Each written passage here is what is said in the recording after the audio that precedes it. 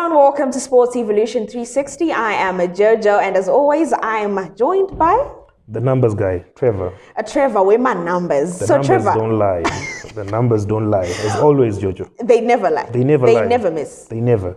All right, so we're going to be looking at Matchday 14 for the review for the PSL. So I think, Trevor, let's just kickstart and Stotanga.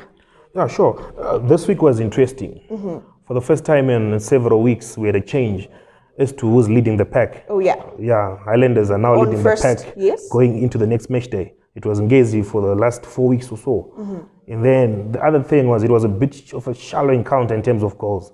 We only had 13 goals this week compared to 23 goals from last week. And the teams that still win a team. Teams that draw. Yes, there were a lot of draws and a lot of nil-nil. Yeah. It wasn't really interesting, to be quite honest, this week. I don't know. Go Upinda. There was of four the games, the 9 games that were played, 4 were draws. Oh yeah. Of which from those 4, 3 ended 0-0. So I don't know. Go. I don't know what really needs to change, but I feel we need to change something. So we're going to start off with Dynamos versus Platinum. This happened at BF, which saw 0-0. This game is starting to go. There's a reputation about it. It's becoming monotonous. Huh? Yeah, it's for the last 4 games. I don't pay that much 0-0 for the last 4 games. You know, much of the action was reserved outside. The boys had to travel to Blueyo Ndege. Oh yeah. So, you know, I think maybe it was. I mean, I was traveling fatigue. Traveling fatigue. Boys are getting Ndege. It was just 45 minutes or so. Blues. Or maybe it's something that can contribute. You never know.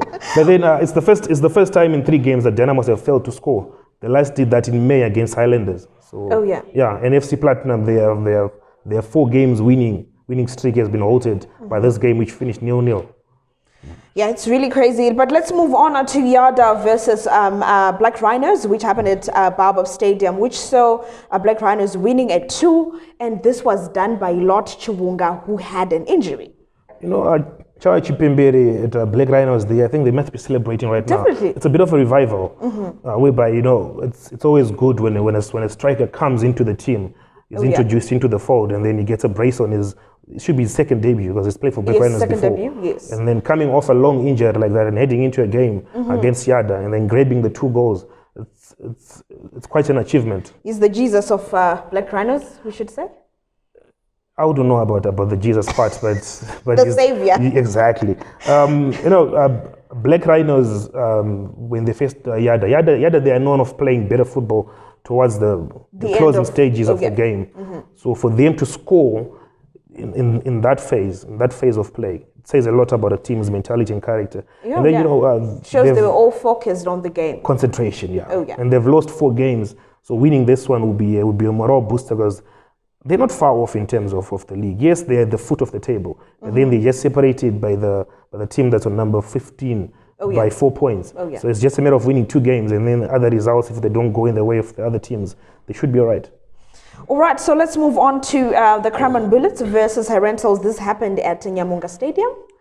Yeah, you know, something is brewing at the Students' Day. Something is brewing. This is the second match that they've won on the bounce, scoring 2 goals in each match. So there's something cooking at Herentals. And I think a lot of action is also happening. And I think I've also noticed that watching their games is more exciting.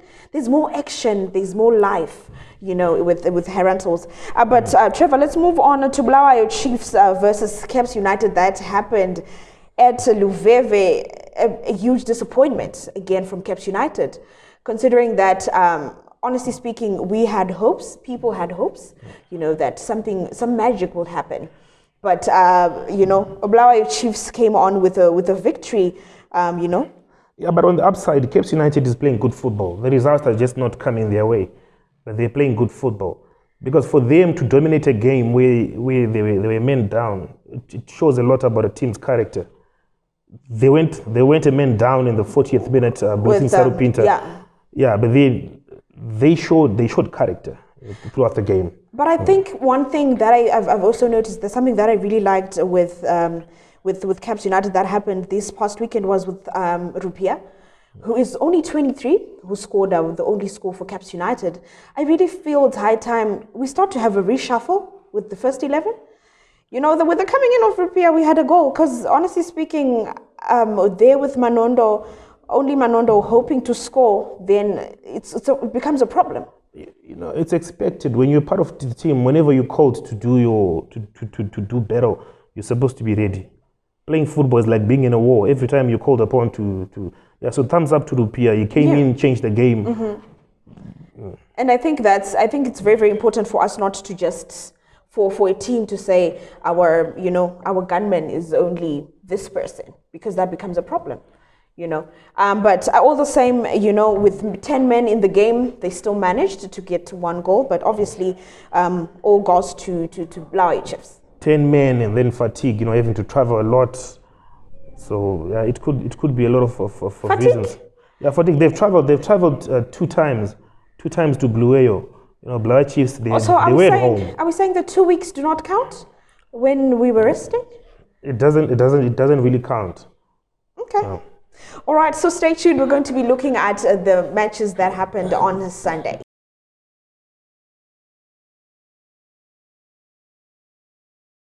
Welcome back. Now we're looking at the games that happened on Sunday. To start off with Green Fuel versus Chicken Inn, which happened at Gibo Stadium, which it was a 1-1.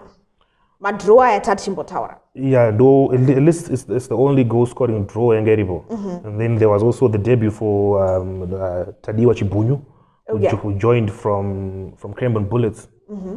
But results are not going the way of Chicken at the moment. Oh yeah, they've completed the trilogy of results, if we are to put it that way, where they've in the last 3 games they've drawn, they've lost, and they've won. But also, I don't know what's really happening with Chicken Inn, considering that they have, quite good players, hey? And the person who's responsible for recruiting players is doing quite a good job. Yeah, he's doing quite a good job, because if you look at before the season started, they signed Callum English from Wawa. And then now they've signed... Those are good players. And then now Tadiwa Chibunyu is an excellent midfielder. So I don't know. We're hoping for the best the next match. We move on to Wange versus ZPC, which happened at a Colliery, which saw 2-1. The good thing about this game is at Wange it had become sort of a hunting ground. The Colliery was known for being a tough ground to play. Oh yeah. So now it's the revival of the fortress. Because Wange had gone three games straight losing at the Colliery. So for them now to win a game now, many people can put it down to Nedrick Madea. He wasn't the first level in this game. Yes. Yeah, there was Washington Mawuya, and then he did a good job. The match, it ended 2-1 to Wange. And the funny part is Wange scored all the goals. Yeah. Because the equalizer for ZPC Kariba was an own goal. And then the player turned from villain to hero and then scored the winning goal as well. So it was quite a good game for Shepard Gadzikwa. Oh yeah. But moving on, we move on to Simba and Manika Diamonds, which happened at Baobab, which ended on a 0-0 note. The struggle continues for Simba. I don't know where it's going wrong. Exactly. In 5 games, they've only gotten 4 points of a possible 15. So something is not clicking in terms of how the team is operating together. Not only that, I also think Simba has got one of the best team that has good players as well. Same as Chicken Inn, considering that they have some ex-players from Caps United that they have in their team. But I don't know where they're failing. Yeah, I share the same sentiments, because for a team with that so much experience in the team, you can't be sitting 5th and then you've only gotten 13 points from 14 games. All right, moving on to Shesham versus Ngezi, which happened at Bata Stadium, which also saw a 0-0. The log leaders released the grip at the top of the pile. Oh yeah. Yeah, it was a 0-0. They could have won the game though. 2 minutes before the end, what's his name? Tadiwa Mandinyenga. Oh yeah. He scored, but the goal was disallowed for an offside. So they could have won that game. But it still goes back to the issues of referees that we were speaking about last Monday. I still believe referees really need to go for a refresher course.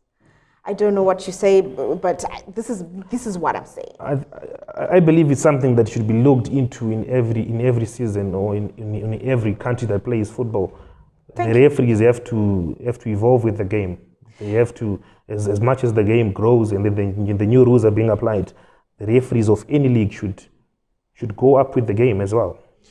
All right, let's move on to the last game, which saw Highlanders versus a Triangle at BF, which saw 1-0. The invincible leaders. Definitely. They haven't lost. They haven't lost. They're doing 40 so well. games, 7 wins, 7 draws. Sitting on number one. Sitting on number one. Yes. And the good thing about Highlanders now is they've a certain way that they're playing now. They're bringing in all angles of the game. Because you look at Ndawana, who scored the free kick in the 65th minute. Yes. He is now becoming sort of a free kick specialist. I like the two guys. There's another guy from, his name is Maslin Mulilo. He should be from Wangi. Yes. Yeah, he's very good with the free kicks as well.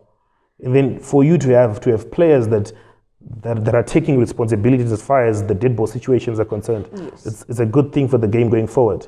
Because if you look at the goals they scored against Cape United last week, Ndawana, he assisted in one of the crosses.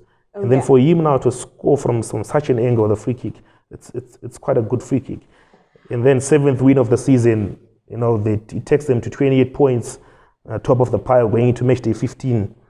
But can we say really Highlanders is doing well considering they have only 28 points?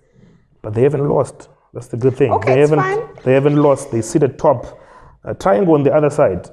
Now, it's a team now that is their second defeat of the season.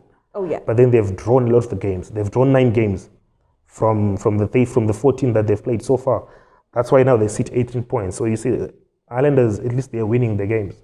Whereas you see Triangle, I think they focus more on the drawing side. But they've drawn 9. The team that have drawn the most games into the season. All right, Trevor, I think I will catch up next week. Yeah. So make sure you catch us next week, same time, same place. I am Jojo, and I was with Trevor, the numbers guy. The numbers guy. This is Sports Evolution 360. Goodbye for now.